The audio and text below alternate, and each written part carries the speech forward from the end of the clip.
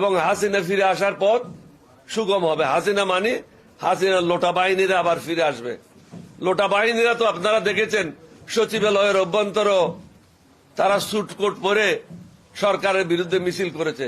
এই সাহস পায় কোথায়? লোটা বাহিনী থাকার কারণে ডক্টর ইউনূস যদি প্রথম রাত্রে 2020 সালে 2018 সালে যে সমস্ত টিএনও, যে সমস্ত ওসি, যে সমস্ত ডিসিএসপি দায়িত্ব পালন করেছে তাদেরকে যদি বরখাস্ত করত তাহলে এই দিন ডক্টর ইউনূসকে দেখতে হতো না।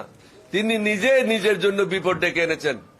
লোটা বাহিনীর সদস্যরা যারা সচিব ছিল, যারা হাসিনাকে বলেছে, যে সমস্ত ব্যবসায়ীরা বলেছে এখনো আপনার সাথে আছি, বিগত দিনেও ছিলাম, মরার পরেও থাকবো, তাদেরকে তো আমরা রাজনীতিবিদরা শেল্টার দিচ্ছি, তাদের থেকে আমরা টাকা নিয়ে তাদের পাশে আমরা অফিস করছি, তাদের অফিসে আমাদের লোক থাকছে বিভিন্ন রাজনৈতিক দলের। এটা নির্লজ্জভাবে কাজগুলি করা হচ্ছে। না হলে বড় বড় ব্যবসায়ীরা যারা হত্যাকাণ্ডের সাথে জড়িত, যারা এই দেশের মানুষের সম্পদ লুণ্ঠন করেছে, তাদের বিরুদ্ধে তো কোনো ব্যবস্থা এখনো নেওয়া হয় নাই। কোন বড় ব্যবসায়ী যারা হাসিনাকে বলেছিল মরার পরেও থাকবো, অর্থাৎ দোজখে যাবে হাসিনা, তার দোজখেও থাকবে, তো এই দোজখে যারা থাকবে তাদের জন্য কি ব্যবস্থা করা হচ্ছে?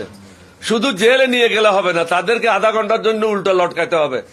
উল্টা লটকাইয়ে তাদের কাছ থেকে টাকাগুলি উদ্ধার করতে হবে। এই টাকাগুলি কাদের? এই টাকাগুলি জনগণের। জনগণের টাকা উদ্ধার করার কাজ এই সরকারের, কারণ আপনারা দায়িত্ব নিয়েছেন।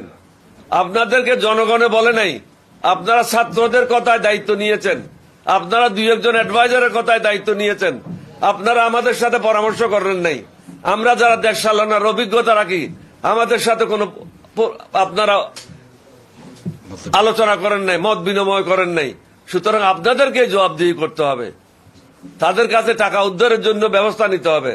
এখন তো আমি জানি তারা 2-3 ঘন্টা টেলিফোন ব্যবহার করে হাসিনার সাথে কথা বলছে, ভারতের সাথে কথা বলছে, আওয়ামী লীগের যারা লোটা বাহিনীর সচিবালয়ে আছে তাদের সাথে কথা বলছে, বিভিন্ন জায়গায় যারা আত্মগোপনে আছে তাদের সাথে কথা বলছে, বিভিন্ন জায়গায় আন্দোলন এবং ক্ষতিকারক কাজগুলি করার জন্য, গুপ্ত হত্যা করার জন্য তারা ব্যবস্থা নিয়েছে।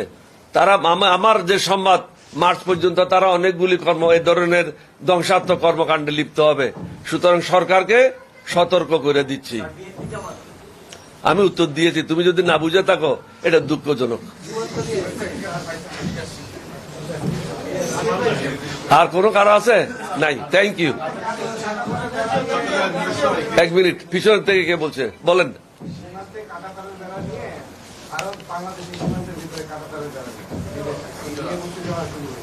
কাঁটা তারের বেড়া ভারতকে আমরা এটা বলবো, আপনারা মনে করেন না আপনাদের দেওয়া নাম বিজেপি আছে, এটা এখন বিজেপি না, এটা এখন বিডিআর।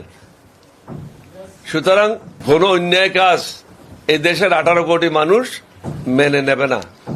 আমি আগেই বলেছি আমাদের সৈনিক সংখ্যা হচ্ছে 1 কোটির উপরে। 10 দিনের ট্রেনিং এ 1 কোটি লোক যুদ্ধের জন্য প্রস্তুত হবে। সুতরাং আমাদের সাথে ফাজলামি করে কোনো লাভ হবে না। আপনাদের কাজ আপনারা করেন, আমাদের কাজ আমরা করি। আমাদের উপর মাতবরি করবেন না, আমাদের সাথে বন্ধুত্ব করেন, আমাদের জনগণের সাথে। সরকারের সাথে বন্ধুত্ব করলে কোনো লাভ হবে না। সরকার আসবে, সরকার যাবে, জনগণের সাথে সম্পর্ক করেন। ভারতের পেঁয়াজ এবং চাউল ছাড়া দিব্যি ভালোই চলছে বাংলাদেশ, কোনো অসুবিধা তো হচ্ছে না। ভারতের মুরগি ছাড়া তো বাংলাদেশ চলছে, ভারতের গরু ছাড়া তো বাংলাদেশ চলছে।